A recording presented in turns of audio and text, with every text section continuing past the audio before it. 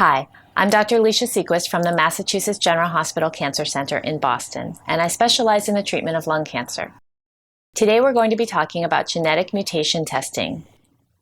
This type of testing can be helpful for lung cancer patients because it tells us what type of genetic mutation is in the cancer, and that can lead us to the most effective treatments for that patient's specific type of cancer.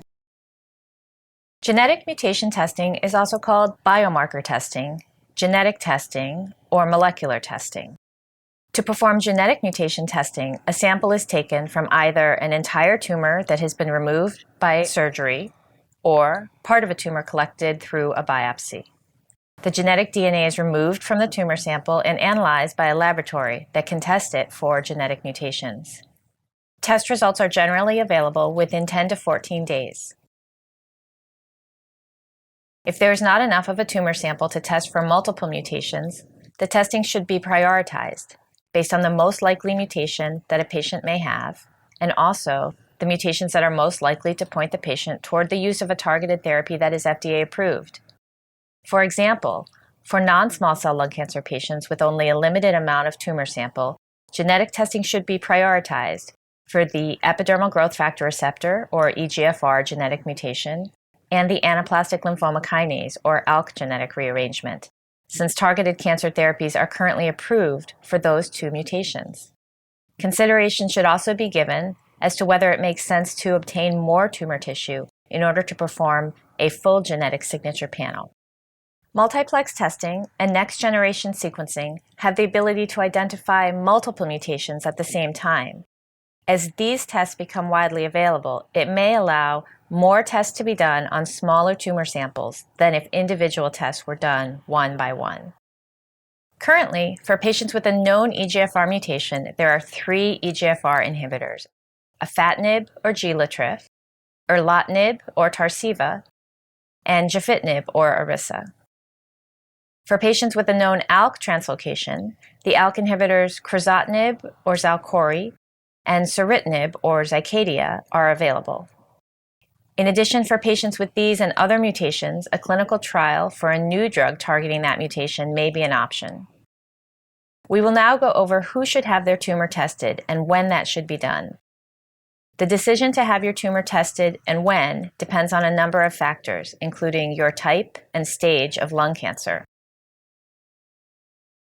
New guidelines have been developed for deciding which patients should specifically have ALK and EGFR genetic mutation testing.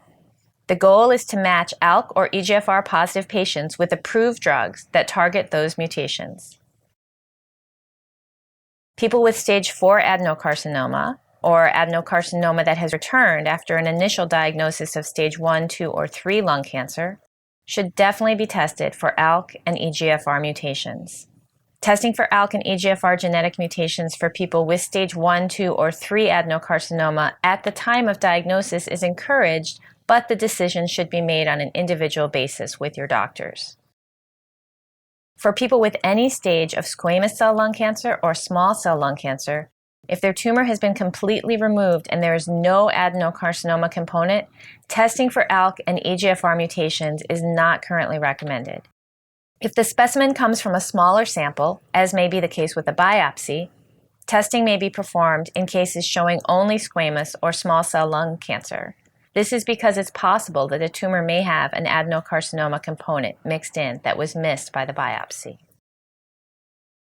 When deciding whether to have your tumor tested, you may also want to consider that mutations in genes other than ALK and EGFR have been found in both adenocarcinoma and squamous cell lung cancer.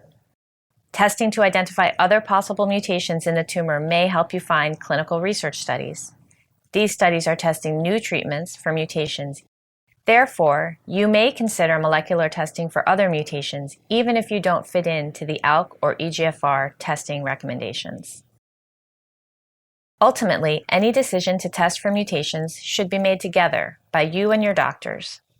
This should be part of the discussion with both your oncologist and the rest of your cancer team.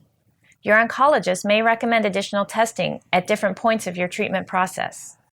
If you do not have an oncologist, for example, if your cancer has been taken care of only by surgeons and/or radiation oncologists, it may be worth considering seeing an oncologist to see if genetic testing of your tumor makes sense. When speaking with your doctors, it is important to consider how long it will take to get the genetic test results and whether waiting for the results to begin treatment is an option based on the extent of your disease, whether or not insurance will pay for the test, and whether there is enough tissue to do molecular testing or you would need to undergo a biopsy, and if that is feasible. I hope that this video has given you a better understanding of genetic mutation testing in lung cancer. This type of testing can be important as you plan your therapy, since so many targeted therapies are either already available or being studied in clinical trials. So check back at longevity.org for updates and further information.